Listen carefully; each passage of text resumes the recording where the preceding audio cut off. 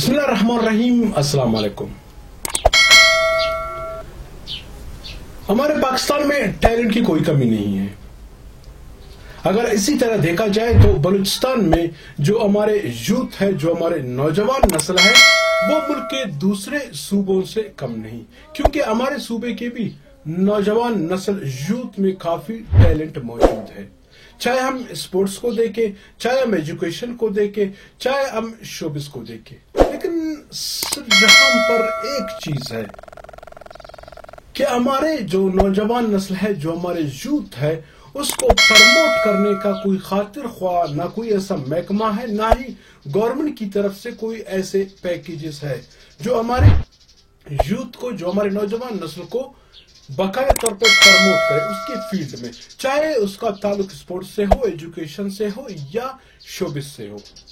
हमारा मकसद बासलाहियत यूथ को आगे ले आना और उसको प्रमोट करना या उसकी जो सलाहियतें हैं वो दुनिया को दिखाना। इस मिशन पे हम लोग निकल चुके हैं। आज हमारे इस प्रोग्राम में हमारे मेहमान हैं यूथ अफेयर के डायरेक्टर मोहम्मद अफजल सुलेरी साहब। सुलेरी साहब, शुक्रिया टाइम देने का।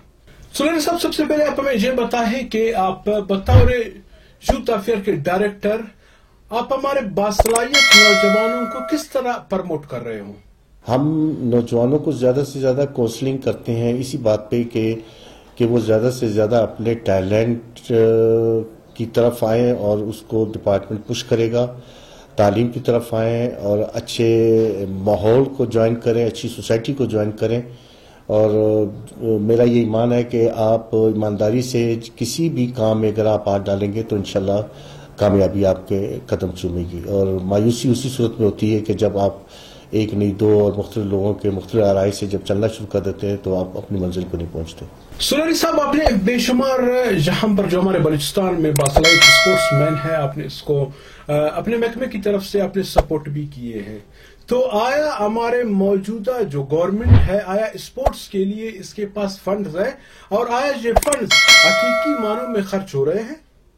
देखिए जी, बात यह है कि मेरा ज़ाती जो एक्सपीरियंस ये है कि चूँकि मौजूदा जो हमारे मिनिस्टर साहब हैं, इन्होंने बड़े फराग दिली के साथ हर वो क्लब, एसोसिएशन और प्लेयर्स और नौजवानों को न सिर्फ अपनी इख्तियारात को इस्तेमाल करते हुए उनकी माली मदद की, बल्कि उनके टैलेंट को वो आगे ले जाने की उन्होंने बड़ी भरपूर कोशिश की।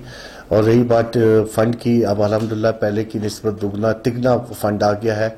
और आप देख रहे हैं कि अभी रिसेंटली हमारे बलूचिस्तान के लोग मिस्र, कोरिया, जापान, इंग्लैंड, चाइना और बहुत से कंट्रियों का वो विजिट कर रहे हैं और अपने स्पोर्ट्स के हवाले से वो कंपटीशन में हिस्सा ले रहे हैं, टाइटल लेकर आ रहे हैं, बलूचिस्तान का नाम रोशन कर रहे हैं।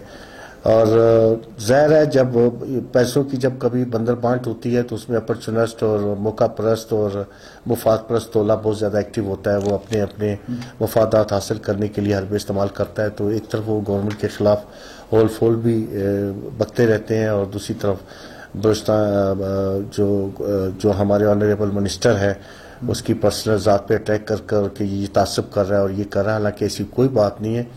मैं आपको मिनिस्टर साहब की वो लिस्ट दिखा दूँ, उन्होंने अपने इलाके से ज़्यादा दूसरे लोगों की मदद की।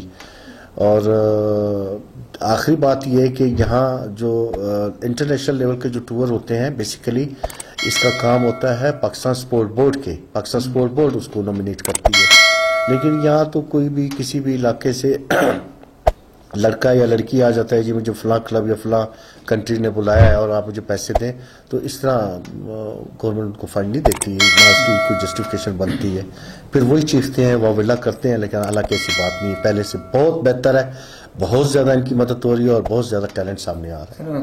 अच्छा, आप कह रहे हो कि जहां पर हमारे स्पोर्ट्स महकमे में बेशुमार फंड है, तो क्या ये फंड सही मानों में जो हमारे यूथ है, जो स्पोर्ट्समैन है, वहां पर इस्तेमाल नहीं हो रहे, या हमारे जो महकमा स्पोर्ट्स है क्या उसमें अच्छे पॉलिसी मेकर नहीं है जो बेहतरीन पॉलिसी बना सके, जो सही मानों में जिसको फंड मिलनी चाहिए उन लोगों को फंड दे सके? में बेसिक चीजों पे तो अभी तक हमने काम ही नहीं किया। देखिए जी, बात यह है कि हमारे बलूचिस्तान के अंदर जितनी भी एसोसिएशन, सबसे पहले अगर आप जो क्वेश्चन आपने किया मैं उस पर बात करूंगा कि बलूचिस्तान गवर्नमेंट को सबसे पहले जो बलूचिस्तान स्पोर्ट्स पॉलिसी है उसके अंदर क्लियर कट लिखा गया है कि हर वो एसोसिएशन जिसको 5 से उससे ऊपर की डिस्ट्रिक्ट अगर उसको रिकग्नाइज करते हैं, रजिस्टर करते हैं, तो फिर वो प्रॉविंस में आकर अपनी ایسوسیشن بناتے ہیں. یہاں پہ ایسا نہیں, یہاں پہ کچھ لوگوں کی اپنی اجارہ داری ہے, اور وہ اجارہ داری جن کی ہوتی ہے تو پھر وہ بیسک جو کام ہوتے ہیں, نرسری لیول کے جو کام ہوتے ہیں وہ کر نہیں پاتے, اور اسی وجہ سے ہمارا ٹیلنٹ سامنے نہیں آیا. اگر آپ نرسری کو چھیڑیں, جیسے اگر آپ کو یاد ہو, میرا اور آپ کا جو دور تھا اسکول میں, پی ٹی آئی جو ہمارے ٹیچر ہوتے تھے وہ ہمیں یہ سب چیزیں سکھاتے تھے. وہ اٹھنا بیٹھنا الگ اسپورٹس ایکٹیویٹیز میں وہ ہمیں تربیت دیتے تھے, اور سب چیزیں بیسک چیزیں ہمیں سکھاتے تھے. میں خود اپنی مثال دوں, میں 9th کلاس میں تھا, 8 میں تھا, تو پھر میں ایتھلیٹکس میں, مجھے شوق تھا بھاگنے میں, تو الحمدللہ انٹر اسکول آل پاکستان میں 2nd پوزیشن آیا. پھر لانگ جمپ میں بلوچستان چیمپئن رہا کئی عرصہ رہا. پھر بیڈمنٹن میں پاکستان بلوچستان چیمپئن رہا. پھر بیڈمنٹن میں انٹرنیشنل ٹیکنیکل آفیشر رہا. میں بچپن ہی سے میں نے محنت کی تو اس لیول تک میں چلا آیا. جب آپ کا اسٹارٹ ہی first year, 2nd year, 3rd year میں ہوگا, وہ اچھا پلیئر نہیں بن سکے گا. ایک تو یہ ہے کہ گراس روٹ میں اسکول لیول پہ لوگوں کو سپورٹس کی تربیت دینی چاہیے, اور دوسرا یہاں ہمارا سپورٹ ڈپارٹمنٹ کے بے شمار کوچ ہیں جو مختلف ڈسپلن کے کوچ ہیں, تو ان کو ذمہ داری دینی چاہیے کہ وہ اپنے ہر ڈسٹرکٹ یا ہر کلب میں جا کر وہ جوڈو کراٹے ہے, بیڈمنٹن ہے, ٹیبل ٹینس ہے, اسکواش ہے, بہت سی گیمیں ہیں, وہ جا کر نرسری جو 7ویں 8ویں کلاس کے بچیوں کو وہ سلیکٹ کرے اور ان کو تربیت دے. تو پھر آپ دیکھیں ہمارے بلوچستان کے اندر ٹیلنٹ ہی ٹیلنٹ ہوگا. سلری صاحب, آپ کو پتا ہے ہمارا بلوچستان ایک قبائلی صوبہ ہے, ابھی بھی اس کے کئی اضلاع ایسے ہیں وہاں پر عورتوں کی پڑھائی پر پابندی ہے. اگر 1-2 ایسے بھی لڑکیاں لکھ پڑھ کر آگے آئے یا کوئی اچھے سے پوسٹ یا کوئی عہدے پر بیٹھ بھی جائے تو ہمارے معاشرے کے کچھ لوگ اس کے باوجود اس کے اوپر تنقید کرتے ہیں. آیا آپ اس کو کس نظر سے دیکھتے ہیں؟ دیکھیں جی, بات یہ ہے کہ ہمارے شعور میں بہت کمی ہے, ہم تعصب پسندی میں جکڑے ہوئے ہیں, ہم اپنی پسند ناپسند کے چکر میں بیٹھے ہوئے ہیں, اور ہماری اپنی خواہشات جب پایا تکمیل تک نہیں پہنچتی تو پھر ہم اس کو نیگیٹو وے کی طرف لے کے جاتے ہیں. یہ ہے کہ زیادہ سے زیادہ ہمیں چاہیے کہ ہم کونسلنگ پروگرام کروائیں, کیریئر کونسلنگ پروگرام کرائیں, اور زیادہ سے زیادہ سیمینار, ورکشاپ, ایونٹ آرگنائز کریں, سپورٹس کو زیادہ پروموٹ کریں, سپورٹس کو زیادہ آگے لے کے جائیں, اور لوگوں کو زیادہ سے زیادہ بہتر طریقے سے گائیڈ کریں. پہلے کی نسبت آج سے 8 سے 10 سال پہلے اور آج کے دور میں بڑا فرق ہے. کافی حد تک بلوچ پشتون جو ٹرائب کے بچے بچیاں آج الحمدللہ بڑی اچھی ایجوکیشن حاصل کر رہی ہیں, نہ صرف بلوچستان میں بلکہ پورے پاکستان میں.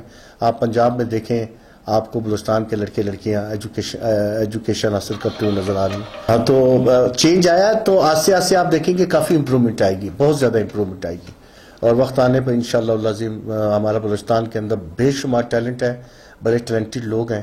تو ایک وقت آئے گا آپ دیکھیں گے کہ پورے پاکستان میں آپ کو ہمارے بلوچستان کے لڑکے لڑکیاں ہر ڈپارٹمنٹ میں, ہر ادارے میں, اور ہر اچھی پوزیشن پہ آپ کو یہ نظر آئیں گے انشاءاللہ. سلوری صاحب, ہمارے مذہب اسلام میں عورت کا پردہ لازمی ہے, بلکہ فرض ہے عورت پہ پردہ کرنا.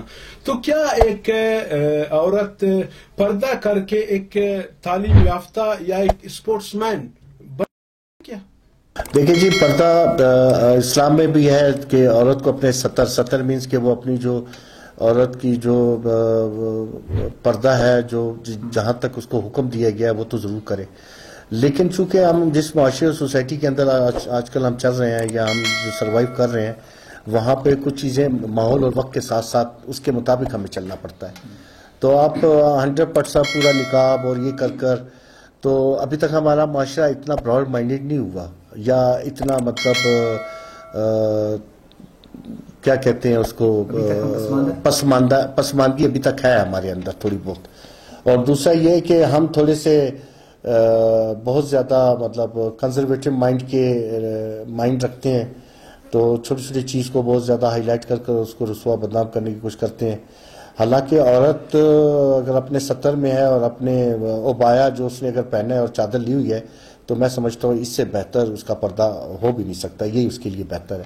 باقی چہرہ اگر اس نے ڈھانپا ہے یا نہیں ڈھانپا ہے تو کوئی ایسی بات نہیں, اسلام میں بھی اس کی اجازت ہے. مکہ میں یا سعودیہ میں چلے جائیں, لاکھوں عورتیں حج کر رہی ہیں, تو کسی نے تو نقاب لگا کر تو حج نہیں کر رہی ہیں, پوری دنیا کا میڈیا اس کو کور کر رہا ہے, تو کیا اس کا حج نہیں ہوا؟ ہو جاتا ہے. یہ ایسے ہی ہم نے اس کو بہت زیادہ, ٹھیک ہے اسلام میں حکم ہے کہ عورت کو اپنے دائرے میں رہ کے کام کرنا چاہیے تو اس دائرے میں رہ کر وہ کر سکتی ہے.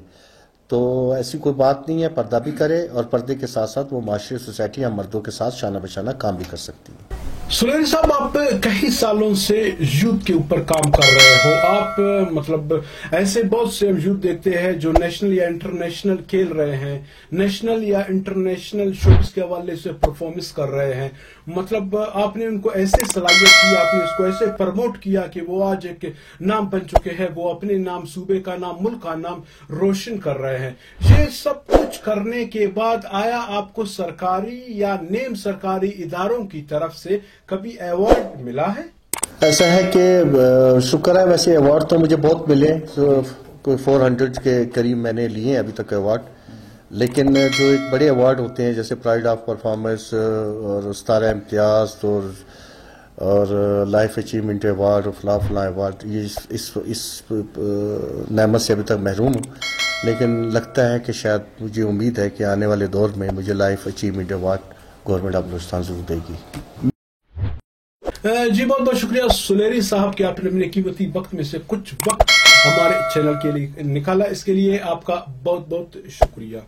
جی، آپ لوگوں نے گفتگو سنی محمد افضل سلیری صاحب کی، جو یوتھ افیئر کے ڈائریکٹر ہے. یقین کریں ہم لوگ بھی کافی محمد افضل سلیری کی جو کارکردگی ہے، ان کی جو کاوشیں ہیں، جس طریقے سے وہ محنت کر رہے ہیں، جس طرح وہ نئے اور باصلاحیت ٹیلنٹ کو پروموٹ کر کے آگے بڑھانے کا موقع دے رہے ہیں، تو ہم یہی دعا کرتے ہیں کہ ہمارے صوبے میں محمد افضل سلیری جیسے اگر کچھ لوگ اور بھی ہو تو انشاءاللہ العزیز ہم یہ کہہ سکتے ہیں کہ جس طرح دوسرے صوبے کے جو باصلاحیت ٹیلنٹ ہے وہ سامنے آ رہے ہیں، اسی طرح ہمارے بھی اگر آج ہمارے 3-4 محمد افضل سلیری کی بدولت آ رہے ہیں، پھر انشاءاللہ العزیز 10, 12, 15 بھی اسی طرح آ سکتے ہیں. ہمارے صوبائی اسمبلی ہے یا قومی اسمبلی میں بیٹھے ہوئے جو لوگ ہیں، میں ان لوگوں سے یہی کہنا چاہوں گا کہ محمد افضل سلیری جیسے لوگوں کو سامنے لائے تاکہ وہ ہمارے یوتھ، جو ہمارے ٹیلنٹ، جو ہمارے باصلاحیت نوجوانوں کو پروموٹ کر کے آگے بڑھانے کا موقع دے. انشاءاللہ زندگی اور صحت رہی، آنے والے پروگرام میں پھر ایسے